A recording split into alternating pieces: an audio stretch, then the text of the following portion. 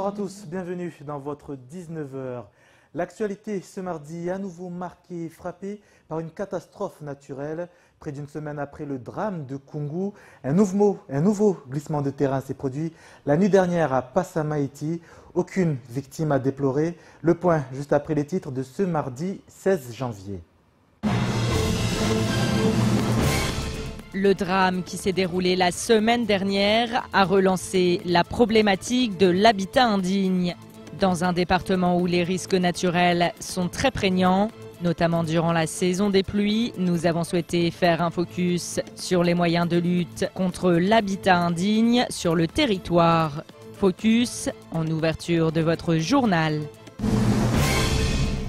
Cette nuit, un glissement de terrain s'est produit dans le quartier Sim, résidence des Manguiers 2 à Passamenti. Ce n'est pas la première fois que ce genre d'incident se produit, ce qui fait craindre le pire aux habitants. Ces derniers réclament des mesures face à ce qu'ils considèrent comme une situation de péril imminent. Reportage. Direction Coconi en fin de journal où une réunion d'information sur les fonds européens a été organisée ce matin. Demande de paiement, contrôle de l'Europe, développement des filières, les enjeux sont de taille alors même que seuls 4 millions d'euros ont été consommés sur les 60 consacrés à Mayotte. Compte rendu de cette rencontre à la fin de cette édition.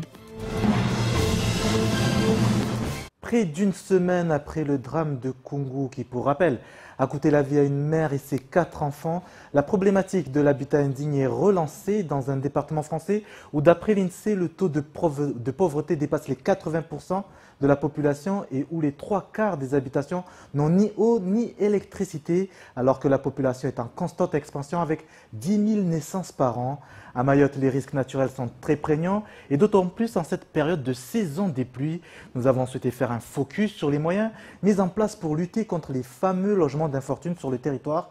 Notre reporter Adèle Laurent a pu recueillir des informations auprès d'un bureau d'études spécialisé dans les projets d'urbanisme et d'aménagement. Les mesures contre les habitats précaires, c'est le dossier de ce 19h.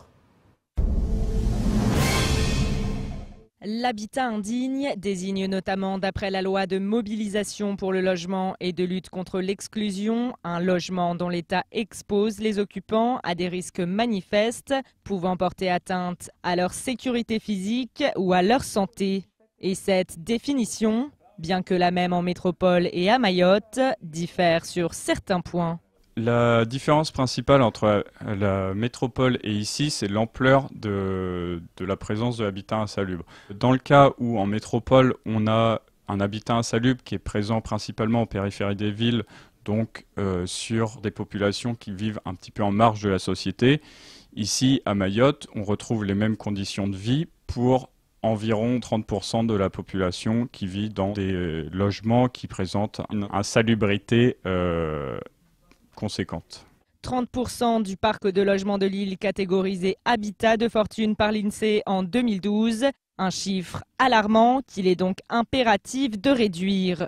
Pour cela, chacune des 17 communes de l'île dispose notamment d'un plan communal de lutte contre l'habitat indigne, mais aussi d'opérations de résorption de l'habitat insalubre. Communes qui font appel à des bureaux d'études comme BET-TEMA. Mais si des moyens sont mis en œuvre, les contraintes du territoire restent nombreuses. La résorption de l'ensemble des poches d'insalubrité sur un territoire communal, c'est à des échéances de 5, 10 ans, 15 ans, voire 15 ans. Donc tout ne pourra pas se faire du jour au lendemain. Voilà, il y a des poches d'insalubrité prioritaires identifiées. Mais la généralité de résorption de l'insalubrité à l'échelle du territoire mahorais, ça prendra plusieurs années. Par rapport à la pression migratoire qu'on a, par rapport aux contraintes, je dirais, du territoire, le fait qu'on ait un territoire insulaire, les contraintes, je dirais, topographiques liées au risque par rapport aux pentes, par rapport à la nature des sols, les glissements de terrain et les problèmes aussi environnementaux liés aux pollutions des rivières et les problèmes d'envasement du lagon. Les moyens sont peut-être pas suffisants à l'échelle du territoire pour régler ces problèmes. Mais bon, des choses se font, je dirais, sur le territoire. Certaines communes ont des projets, mais c'est peut-être pas suffisant. Et autre point important, la résorption de l'habitat indigne doit obligatoirement être précédée de propositions de relogement. Si certaines communes comme Chirungi et Mamoudzou ont anticipé avec des projets d'aménagement de nouvelles zones de logement et des projets de lotissements sociaux, ce fait n'est pas généralisé à l'ensemble du département. Avec 300 logements sociaux pour 256 500 habitants d'après le dernier recensement de l'INSEE, l'île accuse en effet un retard considérable, notamment à cause des problèmes liés au foncier. Comme on le sait tous, le relogement ici, c'est très compliqué du fait du blocage foncier. Et c'est en ça que peut-être dans le futur, dans un futur proche ou lointain, le foncier pourra se débloquer grâce à la présence de l'EPF-AM qui vient de se créer et qui pourra potentiellement débloquer de nombreuses situations. Des possibilités de déblocage de la situation, mais dans des délais incertains. Du côté d'Annick Girardin, c'est une autre histoire. Après le drame survenu à Koungou, la ministre des Outre-mer a en effet annoncé la construction de 800 logements sociaux avant la fin de l'année 2018. Timothée Voléon nous donne son avis d'expert concernant cette annonce.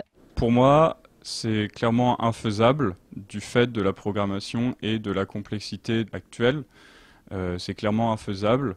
Là où on a la place de construire cette année, en 2018, entre 200 et 300 logements, doubler, voire presque tripler ce nombre est clairement infaisable. Infaisable, d'autant plus que si ces bâtiments sortaient de terre, les conditions d'attribution des logements sociaux ne permettraient pas de mettre à l'abri toutes les personnes concernées par les risques de glissement de terrain, notamment celles en situation irrégulière.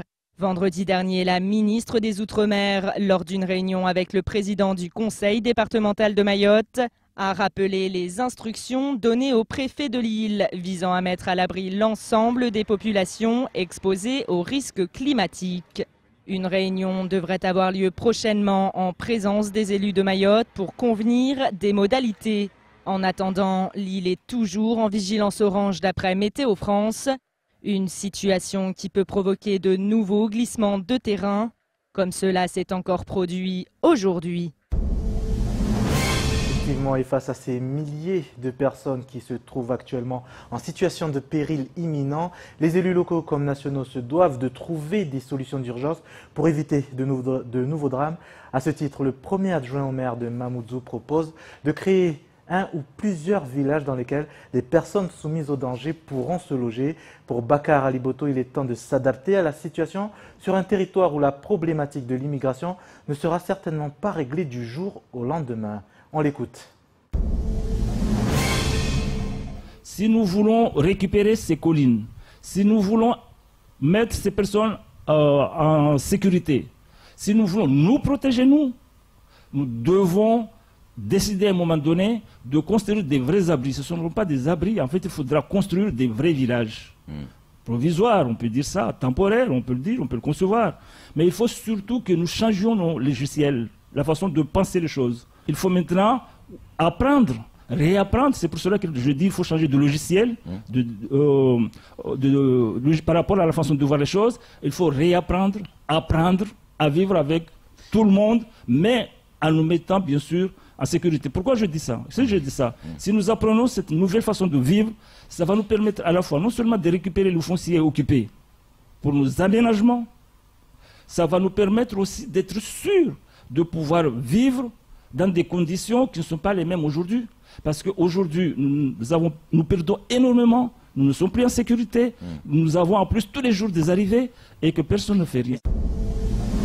Propos recueillis au micro de la matinale de Kwezi. Une actualité en cette saison des pluies fortement marquée par la problématique liée à l'habitat. Preuve s'il en est, la nuit dernière, un glissement de terrain s'est de nouveau produit près d'une semaine après le drame de Koungou. C'est cette fois du côté de Passamaïti, au sein d'un quartier où une partie de la colline s'est effondrée. Une coulée de boue arrêtée par le mur d'une habitation cime.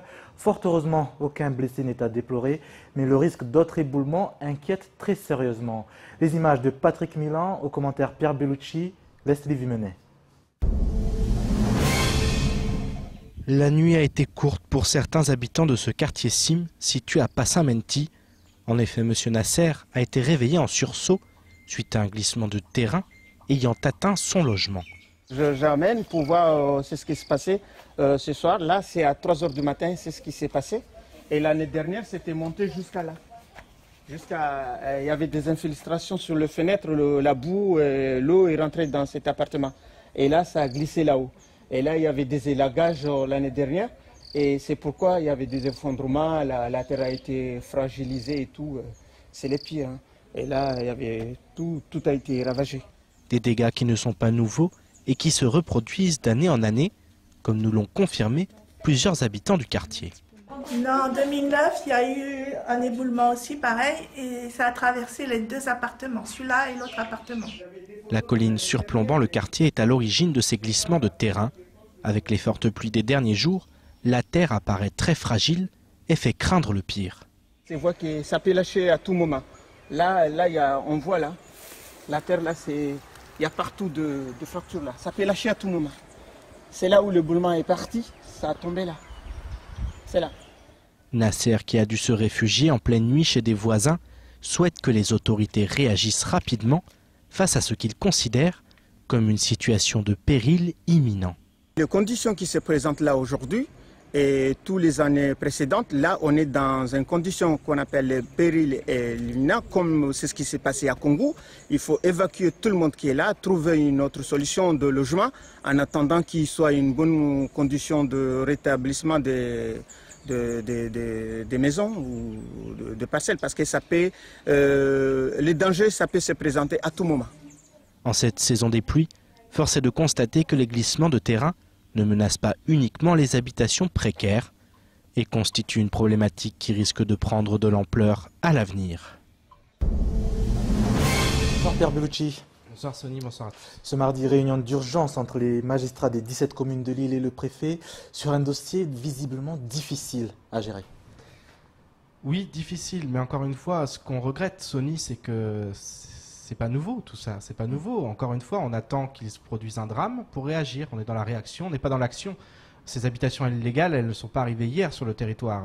Elles n'ont pas attendu cette saison des pluies pour être un problème. Maintenant, voilà, effectivement, il y a eu un drame. C'est pas le premier déjà, mais cette fois, effectivement, il fait réagir. Il fait réagir au-delà du territoire. On l'a vu, le président de la République, la ministre des Outre-mer. Voilà, on voit que maintenant, on se dit que oui, il y a vraiment péril en la demeure. Et puis aussi, on le voit, il y a un cyclone qui s'apprête à toucher la Réunion voisine. On n'est pas épargné aussi par ce genre de phénomène naturel. Donc il faut absolument agir.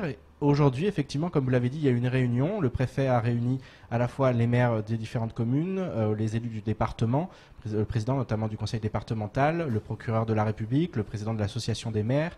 Voilà, l'objectif, c'était justement de réfléchir aux solutions à mettre en œuvre rapidement pour lutter contre ces habitations illégales.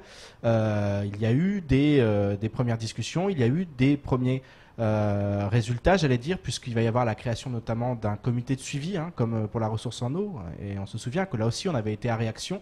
Donc maintenant, on va enfin, après des années d'une problématique qui n'était pas réglée, installer un comité de suivi pour essayer de trouver des solutions au fur et à mesure avec les maires. Il y aura aussi un travail plus étroit entre les mairies et la DEAL pour définir les zones à risque et puis pour développer aussi la mise à l'abri d'urgence. Voilà toutes ces choses qui n'existent pas sur le territoire et qu'en 2018, on se met à réfléchir sur ces problématiques alors qu'on est dans des cas où il peut y avoir des morts. On est en vigilance orage, est-ce toujours le cas ? Oui, on l'est jusqu'à demain matin 8h, justement par rapport à Berguita, donc ce cyclone qui va frapper la Réunion, avec d'ailleurs des craintes au niveau du département voisin, puisque l'œil du cyclone va passer sur Saint-Denis. Donc il risque aussi là-bas d'y avoir des dégâts. Maintenant, c'est sûr que les infrastructures ne sont pas les mêmes. On sait qu'à Mayotte, on est à plus de 33% d'habitations de fortune. Sur l'ensemble des autres DOM, on est à un peu plus de 1%, mais c'est pas du tout comparable. C'est vrai que là-bas, les choses sont faites de façon à ce qu'il n'y ait pas de drame. Maintenant, on ne sait jamais. Ça va être quand même des heures difficiles.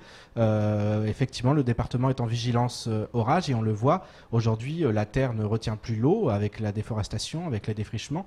Et forcément, on est soumis à des accidents et parfois à des drames. Donc voilà, maintenant, c'est bien qu'il y ait cette réaction, mais encore une fois, on ne peut que s'alarmer du fait qu'elle n'ait pas eu lieu avant. Merci Pierre pour toutes ces informations. Partons à présent du côté de Longoni et plus précisément devant les portes de la société Maïko. Plus de 80 jours après, la grève se poursuit dans un climat toujours aussi délétère. Depuis le début du conflit, des escadrons de gendarmerie sont sur place afin d'éviter tout débordement.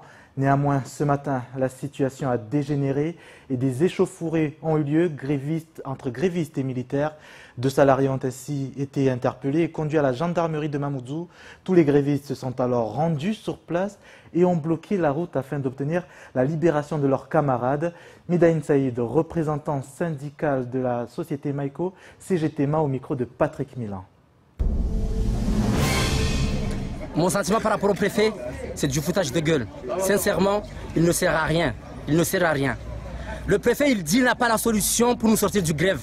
Par contre, il a la solution pour nous envoyer des gendarmes pour venir nous tabasser.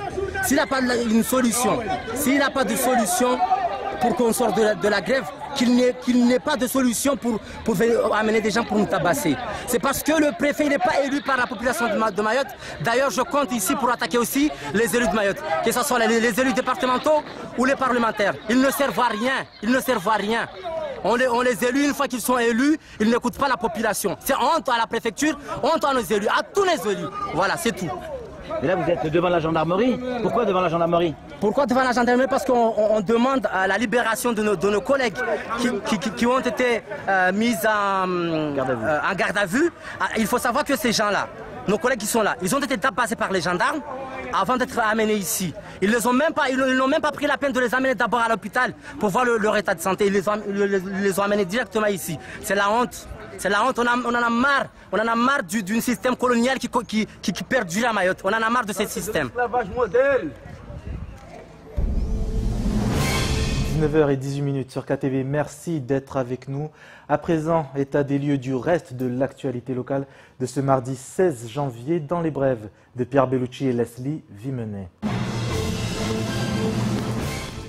Les cambriolages sont légion à Mayotte et certains font état d'une professionnalisation dans le domaine. En effet, dans la nuit de dimanche à lundi, les locaux du délégataire du port Mayotte Channel Gateway ont été investis par des cambrioleurs.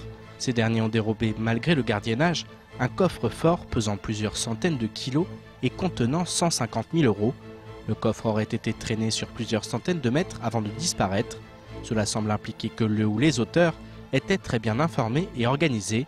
A noter que durant cette même nuit, la Caisse de sécurité sociale de Mayotte a été victime d'une effraction et d'un vol de matériel sur le site de Kaweni.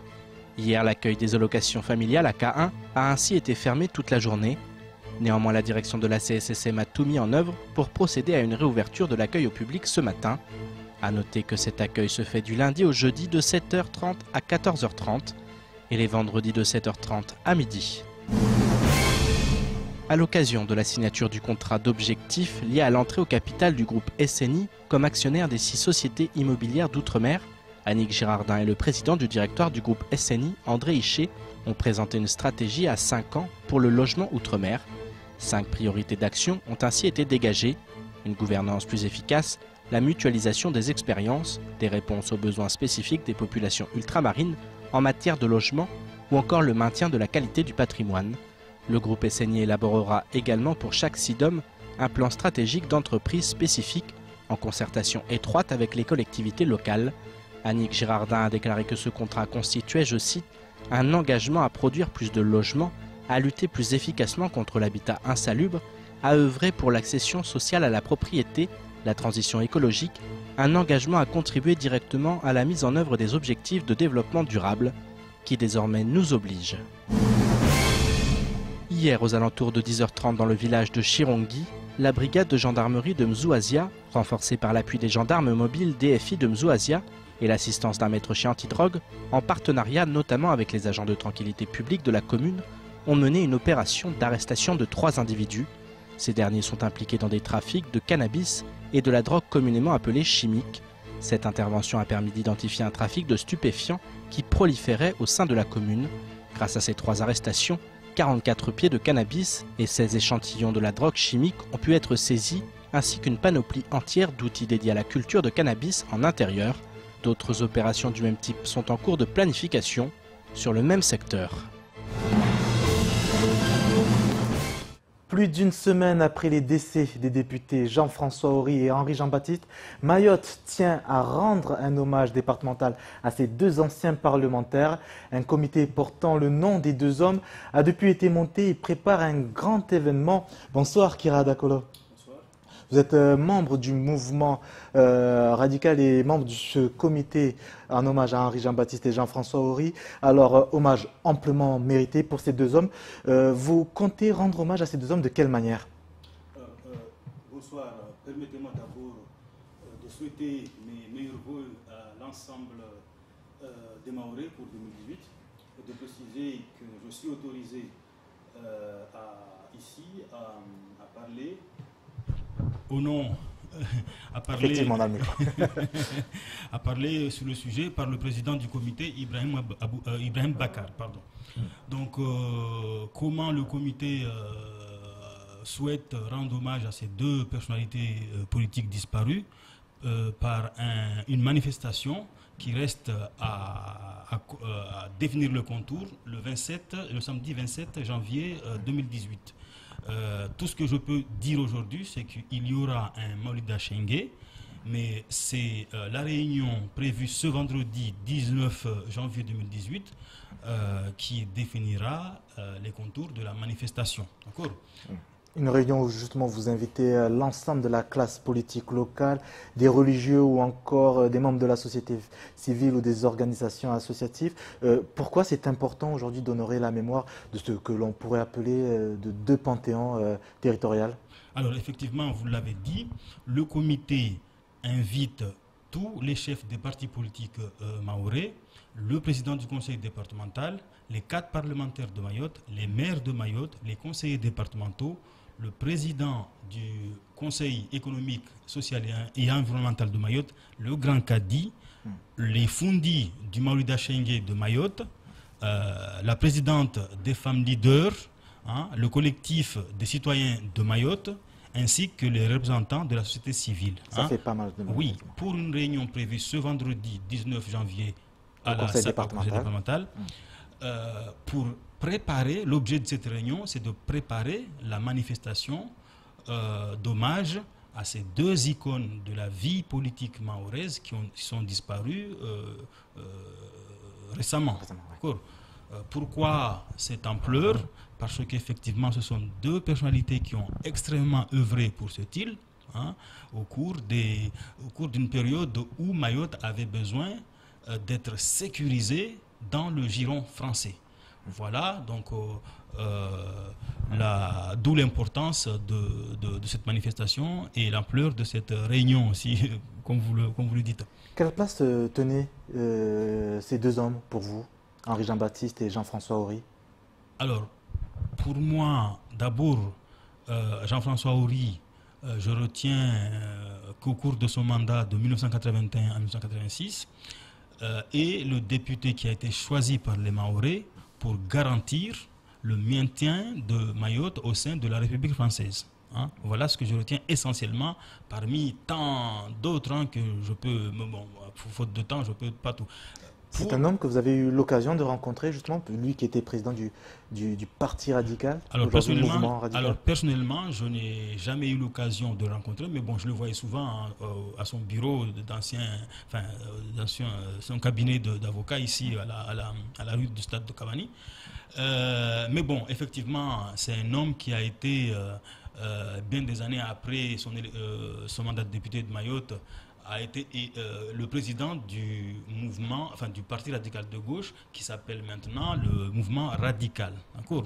Donc voilà un élément qui a fait que le mouvement radical de Mayotte est présent dans le comité d'hommage à ces deux personnalités.